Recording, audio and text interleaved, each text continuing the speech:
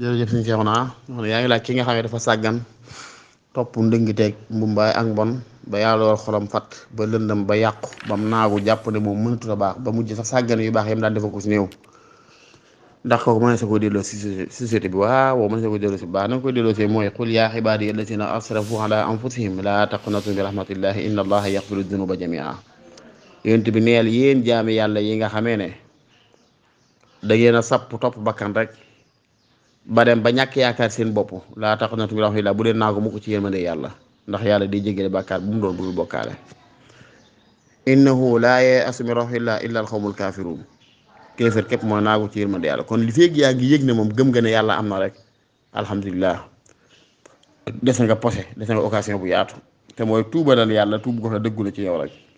boo ko defee at-taa'ib mina zanbi kaman laa zanba lahu kii tuub bàkkaar moo kii du bàkkaar ñooy am at-taa'ib mina zanbi kaman laa zanba lahu damay faral di wax ne yàlla bëggul maanaam bañul ku dut tilim ku dut sangu lay bañ yàlla bañut ku dut mooy yàlla bañut kuy juum ci waxiin waaye ku dul rectifier njuum te lay bañ yàllaa ñu bind ci manqué ak ci matadi moo tax mu tudd Xafuur tudd yi Xafaar kon day jéggale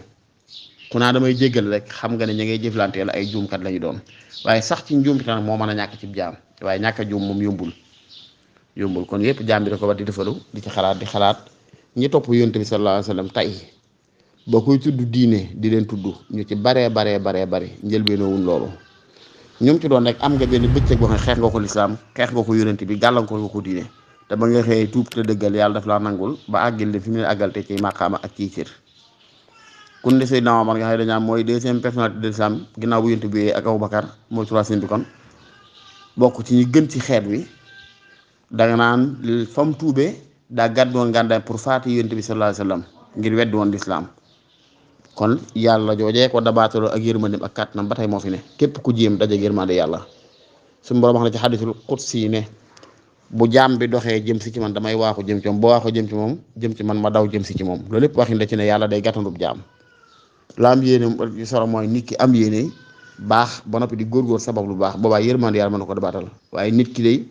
bu ay bàkkaaram bari mukk ba mu tax mu jàpp ne mënut a baax bu ay bàkkaaram rëy mukk ba mu tax mu jàpp mënut a baax ndax lu tilim rëy ndox mën na koo setal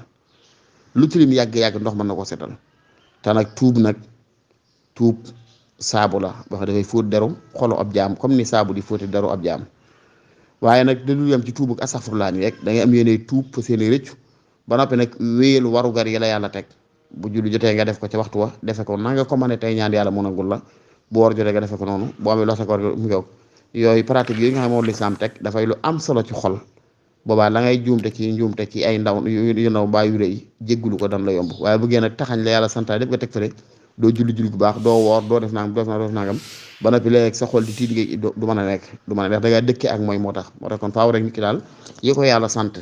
na ko respecté kenn kàttanam boobaa la muy juumtee mën naa am du am doolay tilimal xolam mbaa mu di ko taxal ba xol bay fatt ba leer yàlla doodu ci xajati déedéet ndax am na leen lu muy gunge ci li muy ne ndax la wax mooy innal xasanaat yuzhibna sayyi'aat yu baax yi mën na effacer yu bon yi waaye waxul ne inna sayyi'aat yuzhibna al xasanaat yu bon yi mënut a effacer yu baax yi mukk waaw kon daal góorgóor rek moo warub jaam góorgóoru te yaakaar yéema yàlla te di ko ñaan rek moo warub jaam